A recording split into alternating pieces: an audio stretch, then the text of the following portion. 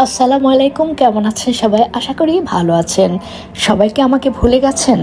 আমি কিন্তু ভুলিনি। আপনাদের সাপোর্ট করতে পারছি না বা কমেন্টসের রিপ্লাই করতে পারছি না, কারণ আমি ঈদের দিন রাতেই চলে গিয়েছিলাম চাপাইতে, আমার মেয়ের শ্বশুর বাড়িতে। তো আমার মেয়ের শ্বশুরের ফ্যামিলি সবাই ঈদের ঠিক 4-5 দিন আগেই চলে গিয়েছিল চাপাইতে। তো আমাদেরও ইনভাইট ছিল। ঈদের দিন কাজটা সব শেষ করে রাতেই রওনা হয়ে চলে গেলাম চাপাইতে। তো এই ভিডিওটা হচ্ছে ঈদের দ্বিতীয় দিনের করা ভিডিও। দেখতে পাচ্ছেন বারবিকিউ পার্টি হচ্ছে। আমাদের এই বারবিকিউ পার্টি সন্ধ্যা থেকে শুরু করে রাত 2টা থেকে 3টা পর্যন্ত চলছিল। দেখতেই পাচ্ছেন, এই তো বারবিকিউ হচ্ছে, আর এদিকে কাবাব রেডি করছেন আমার বিয়ার নিজ হাতেই কাঠিতে কাবাবগুলো ভরছেন। তো এই পার্টিতে শুধুমাত্র কাবাব ছিল না, ছিল হোমমেড নান, ছিল গরুর নেহারি বা পায়া যেটাই বলেন, ছিল আতশবাজি, ছিল ড্রিঙ্কস, বাদাম, ছিল চা, কফি, কাঁচা আমের ভর্তা, অনেক কিছু ছিল। খুব এনজয় করেছি।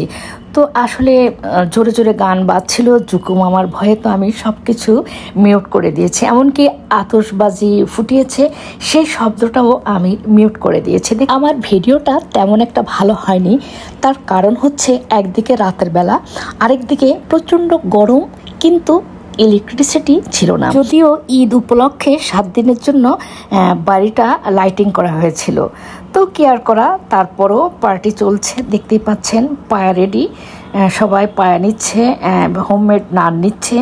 আর বিয়ানের কথা কি বলবো, সত্যি এরকম মানুষ পাওয়া খুবই ভাগ্যের ব্যাপার। আর তাদের ফ্যামিলির বন্ডিং দেখে সত্যি আমি মুগ্ধ। প্রতিটা ফ্যামিলিতে যদি এরকম বন্ডিং থাকতো তাহলে কোনো কলহ, ঝগড়া, বিবাদ কিছুই থাকতো না। আসলে একটা কথা বলে না, নিজে ভালো হলে জগৎ ভালো। আমার বিয়ান প্রচণ্ড ভালো মনের একজন মানুষ, আপনারা ভিডিও দেখে বুঝতে পারছেন। এই তো ফ্যামিলির সবাইকে নিয়ে চলছে বারবিকিউ পার্টি। দেখতেই পাচ্ছেন অনেকগুলো কাবাব, আরও কাবাব রেডি হচ্ছে। এই কাবাবগুলো সব কিছু ম্যারিনেট করা। নান রুটি দেখতে পাচ্ছেন, নান রুটিগুলো সব কিছু বানানো, হেল্পিং হ্যান্ড যদিও সাথে ছিল। এই তো পায়ে রান্না করা, সব কিছুর সাথে উনি জড়িত। উনি কি করে এত কিছু মেনটেন করেন সত্যি আমার অবাক লাগে।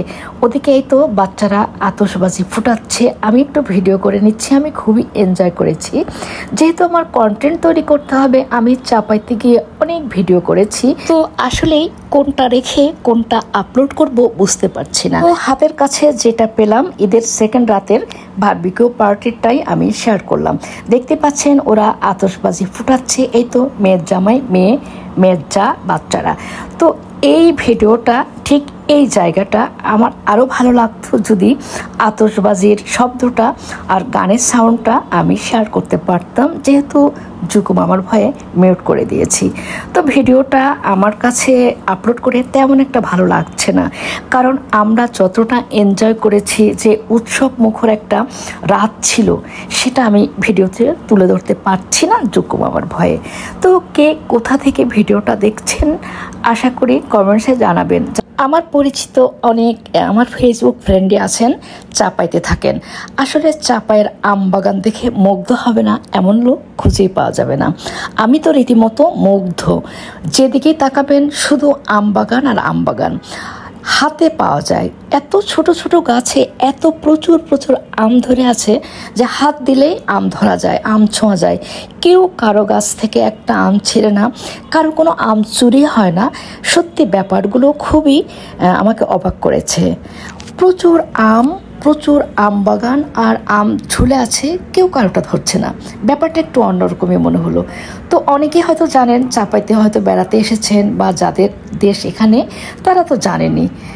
তো এই তো আমার ভিডিওটা কেমন লেগেছে জানাবেন। কিন্তু আসলেই এই কয়েক মিনিটের একটা ভিডিওর মধ্যে সব কিছু তুলে ধরা যায় না, বা সব কিছু ফুটিয়ে তোলা যায় না।